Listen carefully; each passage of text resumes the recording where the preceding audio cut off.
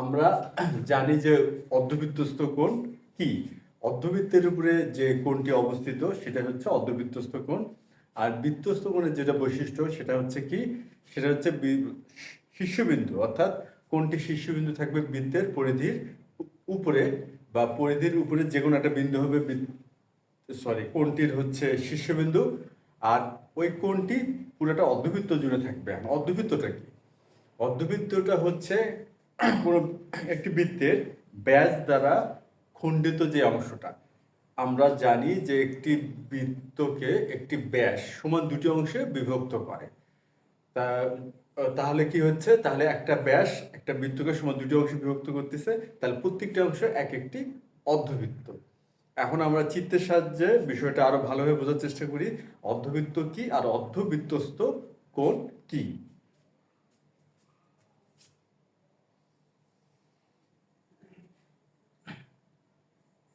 এটা হচ্ছে একটা বৃত্ত, আর ব্যাস ব্যাস একটা বৃত্তকে সমান দুটি অংশে বিভক্ত করে। আর ব্যাস কি? ব্যাস হচ্ছে কেন্দ্রগামী জ্যা, এমন একটা জ্যা যেটা কেন্দ্র দিয়ে যায়। আর কেন্দ্র আর জ্যার আর কি বৈশিষ্ট্য?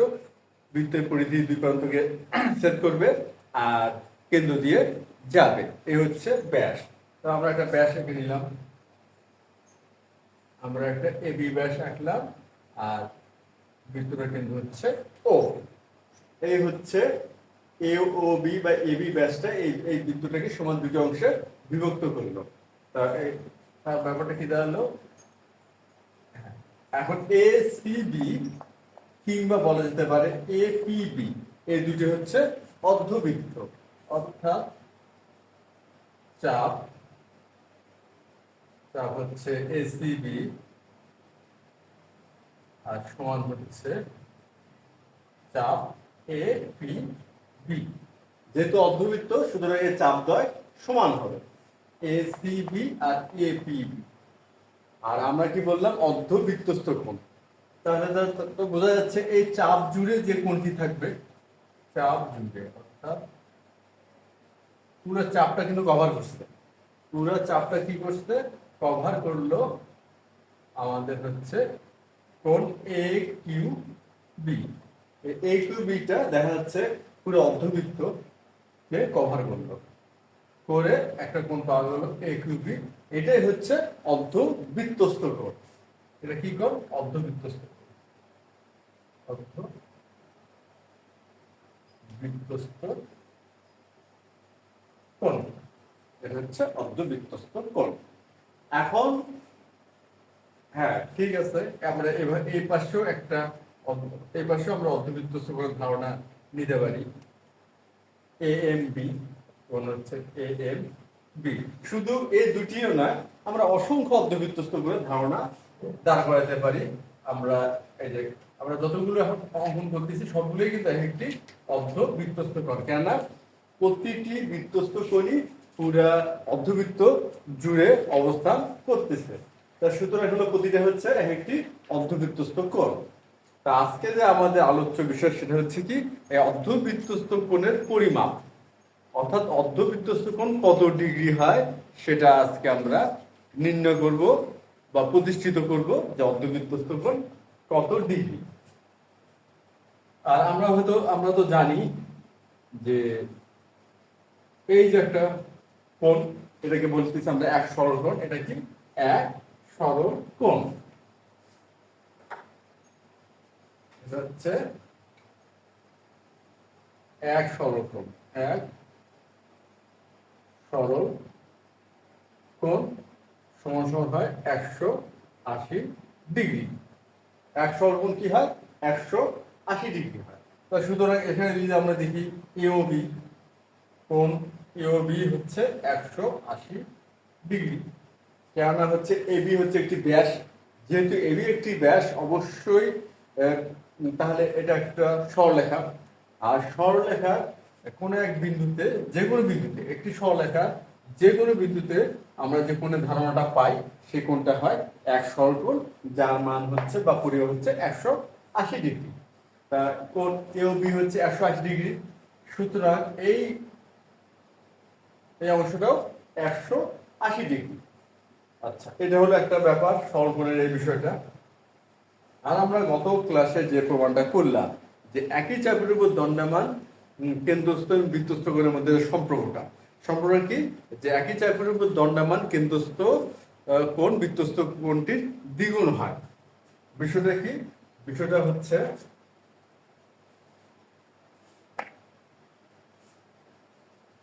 বৃত্ত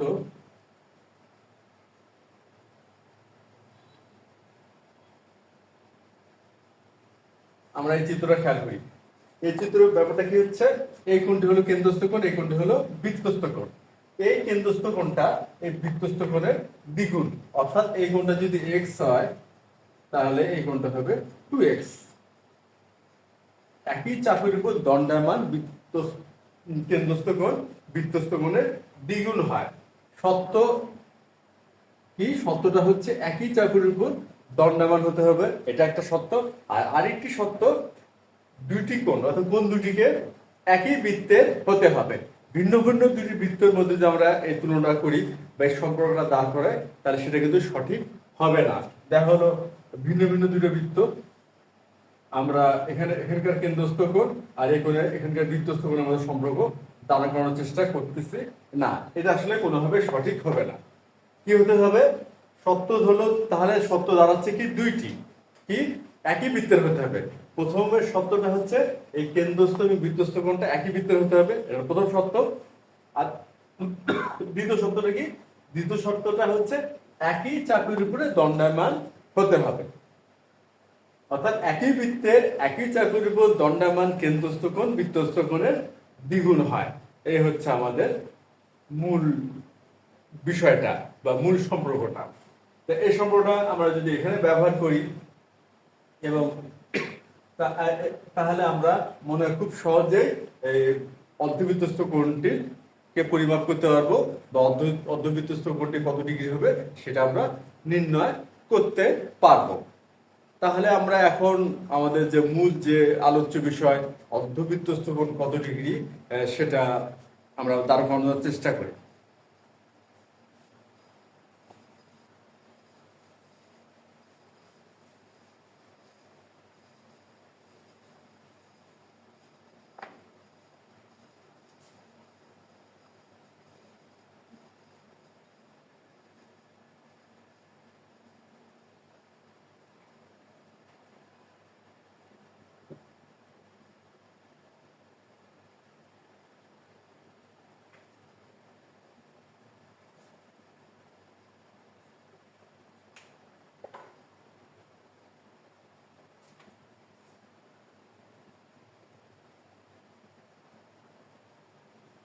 মনে করি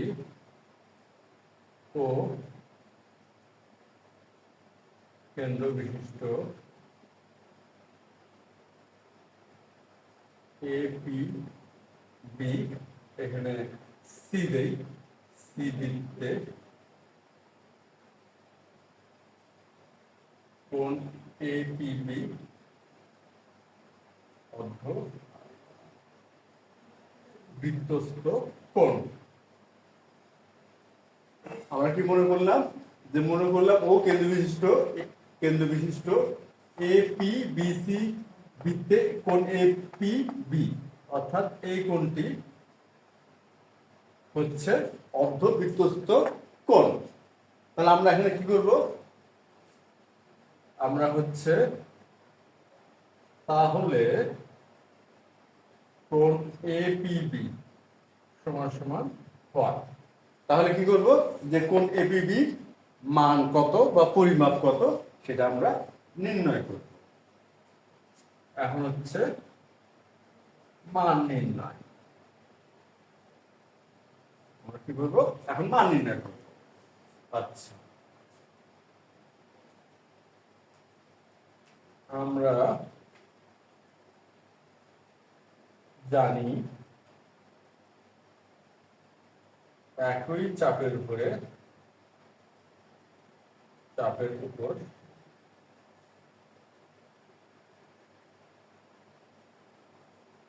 দণ্ডায়মান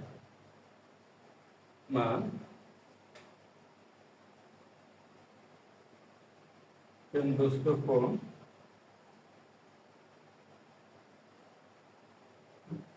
বৃত্তস্থ কোণের দ্বিগুণ। আমরা কি জানি যে একই চাপের উপর দণ্ডায়মান কেন্দ্রস্থ কোণ বৃত্তস্থ কোণের দ্বিগুণ।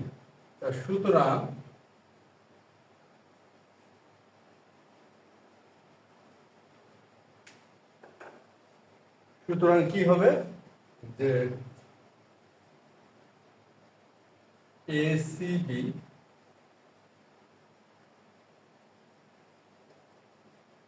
চাপের উপর দণ্ডায়মান, সুতরাং কি এসিবি চাপের উপর দণ্ডায়মান কেন্দ্রস্থ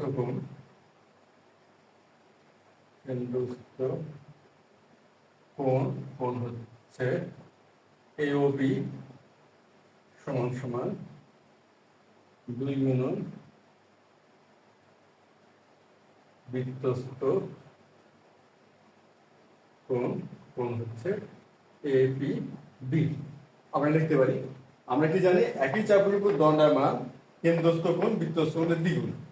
এখানে আমরা কি দেখলাম যে এসিবি হচ্ছে একটা চাপ, এসিবি একটা হলো চাপ যার উপর দণ্ডায়মান হচ্ছে কেন্দ্রস্থ কোণ হচ্ছে এওবি আর বৃত্তস্থ কোণ হচ্ছে কি এপিবি।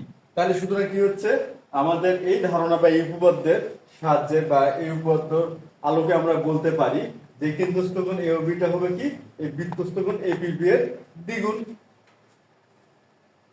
বা এখন দেখি এওবি, এই যে এওবি এই কোণটি হচ্ছে এক সরল কোণ, তাহলে এটা হচ্ছে এক সরল কোণ সমান সমান 2 গুণন কোণ এ পি বি। এখানে আমরা কেন্দ্রস্থ কোণ এবং বৃত্তস্থ কোণ উল্লেখ করলাম এটা এই জন্যই যে বিষয়টা ভালো করে বোঝার সুবিধার্থে। আর যেহেতু এখানে আমরা মোটামুটি ধারণাটা পেয়ে গেলাম, এখানে আর আলাদা করে বৃত্তস্থ কোণ এটা আমরা ব্যবহার করলাম না, কারণ আমরা এখন জেনে গেছি যে কোণ এপিবিটাই হচ্ছে বৃত্তস্থ কোণ। আর আমরা জানি যে এক সরলকোণ মানে হচ্ছে 180 ডিগ্রি সমান সমান 2 এপিবি। এখন 2 এখানে গুণ, সমাধানের নিয়মে 2 এখানে আসে একটি ভাগ, সুতরাং 180 ডিগ্রি বাই 2 এপিবি বা এপিবি সমান সমান 90 ডিগ্রি। তাহলে কোণ এপিবি কি হচ্ছে 90 ডিগ্রি হচ্ছে। খুব সহজ একটা গাণিতিক হিসাব। আর আমাদের এই হলো জানা একটা উপপাদ্যের প্রয়োগ। এই জানা উপপাদ্যের প্রয়োগে আমরা এই সম্পর্কে দাঁড় করলাম, তারপরে আমরা ছোট একটা গাণিতিক হিসাব করলাম এবং হিসাবের মাধ্যমে খুব সহজভাবে প্রমাণ হয়ে গেল বা মান নির্ণীত হলো যে কোণ এপিবি হচ্ছে 90 ডিগ্রি। আর কোণ এপিবি 90 ডিগ্রি, তাহলে কোণ এপিবি কি অর্ধবৃত্তস্থ কোণ আর 90 ডিগ্রি বা এক সমকোণ। সুতরাং আমরা কি বলতে পারি, সুতরাং অর্ধবৃত্তস্থ কোণ 90 ডিগ্রি বা এক সমকোণ। আমরা কিন্তু মানটা নির্ণয় করে ফেললাম কি অর্ধবৃত্তস্থ কোণ 90 ডিগ্রি বা এক সমকোণ হয়। এটা কিন্তু যে কোনো বৃত্তের যে কোনো অর্ধবৃত্তস্থ কোণের জন্য প্রযোজ্য, এমন নয় যে এটা এপিবি এই একটা অর্ধবৃত্তস্থ কোণ এটার জন্য প্রযোজ্য যে এটার মান এক সমকোণ বা 90 ডিগ্রি। আমরা যে পদ্ধতিতে এটার মান নির্ণয় করলাম, এই পদ্ধতি আমরা যে কোনো বৃত্তে যদি প্রয়োগ করি, যে কোনো অর্ধবৃত্তস্থ কোণের পরিমাপ নির্ণয়ের জন্য আমরা কিন্তু সবসময় একই মানই পাবো, অর্থাৎ 90 ডিগ্রি বা এক সমকোণ। এটি একটি উপপাদ্য, যদিও আমরা শিখলাম হচ্ছে মান নির্ণয়ের মতো করে। কেননা এটা দেখা গেছে যে এই ধরনের যে উপপাদ্যগুলো, এগুলো যদি আমরা মান নির্ণয়ের মতো করে শিখি, লজিকগুলো দাঁড় করাই, গাণিতিক হিসাবগুলো মান নির্ণয়ের মতো করে বোঝার চেষ্টা করি, তাহলে এই উপপাদ্যগুলো বুঝতে সুবিধা হয় আর পরীক্ষাতে এই ধারণাটা খুব সহজেই ব্যবহার করা যায়। তাই এটা একটা উপপাদ্য যেটা আমরা মান নির্ণয়ের মতো করে শিখলাম। এটাকে একটু মডিফাই করলেই কিন্তু এটা উপপাদ্য হয়ে যাচ্ছে। যেমন এখানে আমরা কি লিখছি, তাহলে এপিবি হচ্ছে হোয়াট, আর এটা যদি উপপাদ্য আকারে লিখি তাহলে কি লিখবো, যে প্রমাণ করতে হবে যে এপিবি বা অর্ধবৃত্তস্থ কোণ এক সমকোণ। এখানে থাকবে সাধারণ নির্বাচন, অর্ধবৃত্তস্থ কোণ এক সমকোণ, আর এখানে লিখতে হবে প্রমাণ করতে হবে যে, আর মান নির্ণয়ের জায়গায় এখানে কি লিখবো, জাস্ট প্রমাণ লিখবো। আর এখানে আমরা শেষে এসে লিখবো কি, প্রমাণিত। এই হচ্ছে একটা উপপাদ্যের যে কাঠামো। আর আমরা এখানে শিখলাম মান নির্ণয়ের মতো করে, এটা মান নির্ণয়ের মতো করে। আর উপপাদ্যের এটাকে যদি আমরা উপপাদ্যের কাঠামোটা দিতে চাই তাহলে জাস্ট আমাদের শুধু এই কাজটাই করতে হবে। এখানে লিখতে হবে প্রমাণ করতে হবে যে, আর এখানে লিখতে হবে মান নির্ণয়ের জায়গায় লিখতে হবে প্রমাণ, আর শেষে এসে লিখতে হবে প্রমাণিত। জাস্ট এই, আর কিছুই না। তো আজ এ পর্যন্তই। ধন্যবাদ তোমাদের সবাইকে।